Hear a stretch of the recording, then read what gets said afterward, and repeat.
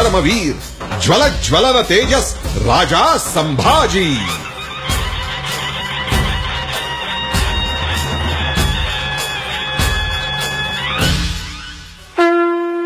श्री शंभो शिव जातस्य मुद्रा द्यौरिव राजते यत कसे विनो लेखा वर्तते कस्य नो परी. तो राजपुत्र होता, तो शिवपुत्र होता, तो धर्मभूषण होता, तो आकाशावर अधिराज्य गाजवण्याची जिद्द बाळगणारा वैनतेय होता. तो अखिल महाराष्ट्राचा हिंदवी स्वराज्याचा दुसरा छत्रपती संभाजी राजा होता. ज्यांची चरित्र तलवारीच्या टोकाची लेखणी करून रक्ताच्या शाईनं इतिहासाच्या पानावर लिहिली जातात, असा आमचा राजा शंभू राजा. ज्याची कारकीर्द फक्त 9 वर्षांची होती, पण 300हून अधिक वर्ष पाय रोवलेल्या मुघल सल्तनतीला तबाह करणारी होती. त्याची ही कहाणी, ही केवळ कथा नव्हे वाचून सोडून द्यायची.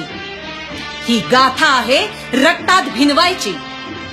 जगावं कसं हे शिकावं लागत नाही, पण मरावं कसं याचा निर्णायक आदर्श म्हणजे श्री शंभू छत्रपती. गीतेत भगवान श्रीकृष्ण म्हणाले की धर्माला ग्लानी येईल तेव्हा मी पुन्हा जन्म घेईन.